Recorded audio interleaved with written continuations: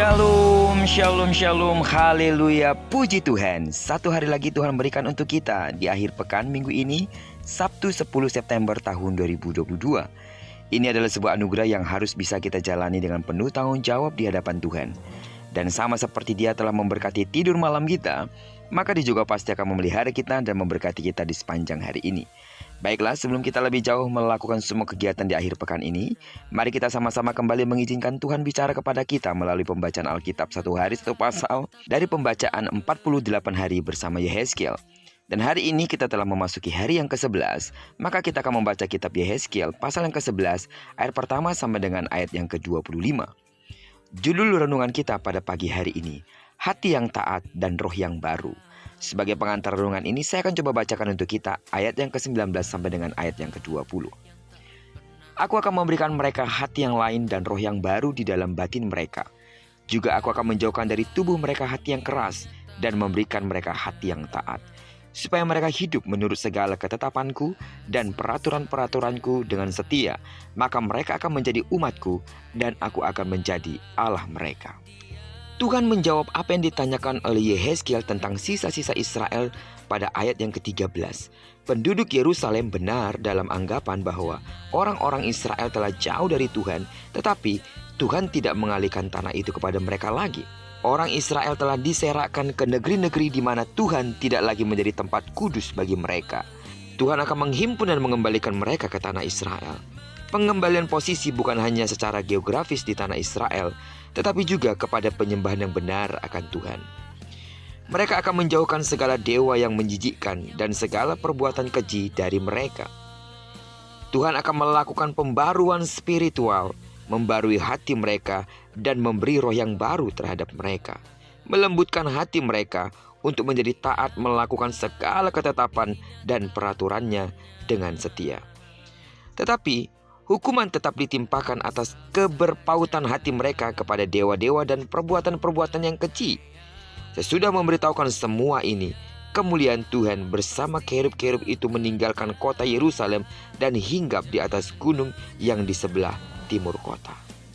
Tuhan sangat mengasihi umatnya ketika Israel harus dibuang akibat kejahatannya. Mereka tetap dalam pemeliharaannya. Allah dalam kekudusannya tetap memelihara mereka dan memberi mereka kesempatan untuk kembali ke tanah perjanjian. Ia telah memilih mereka sebagai umatnya dan tidak mengalihkan status itu kepada bangsa lain. Allah juga memampukan mereka untuk melakukan pembaruan dari diri sendiri. Pusat kehendak dan semangat mereka untuk menyembah dan memuliakan Tuhan akan dikembalikannya. Sidang jemaat Tuhan, dalam kasih-Nya, Tuhan memperbaharui keinginan kita yang terdalam untuk mendekat kepadanya dan meninggalkan segala kejahatan. Sekotor apapun masa lalu dan keinginan hati kita, Tuhan sanggup mengubah kita. Amin. Seperti janjinya, Dia akan memberikan kita hati yang lembut dan roh yang baru, di mana kita bisa dengan lembut hati menaati firman-Nya dan yang mengakibatkan roh kita yang selalu terkoneksi dengan Tuhan karena pembaharuan dari Allah sendiri.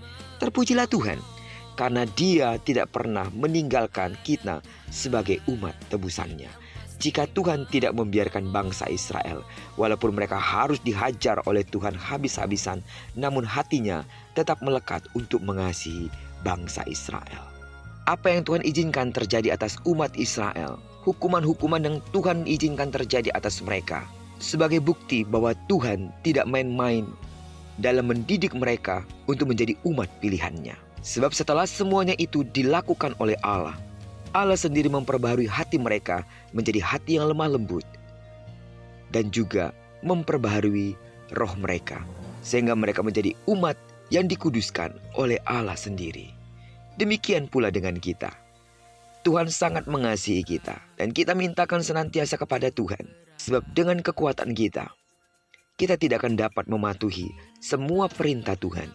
Tetapi hanya ketika Tuhan memberikan kita roh yang lemah lembut, hati yang taat, maka kita dapat mengerjakan semua perintah Allah. Sebab benar, bukan dengan kuat dan gagah kita, tapi karena Roh Kudus yang telah diberikannya untuk memperbaharui hidup kita senantiasa. Terpujilah nama Tuhan. Diberkatilah kita di sepanjang hari ini, di akhir pekan minggu ini. Kiranya dibuat Tuhan berhasil apa yang dikerjakan tangan kanan dan tangan kiri kita sesuai dengan janjinya. Kemanapun kaki kanan dan kaki kiri kita melangkah, di sana pasti kemuliaan Tuhan akan dinyatakan. Terlebih karena kita telah menyerahkan diri kita sepenuhnya ke dalam tangan pimpinan Tuhan. Doaku terus bagi seluruh sidang jemaat Tuhan dimanapun saudara berada. Kiranya kasih karunia Allah melimpahi hidupmu.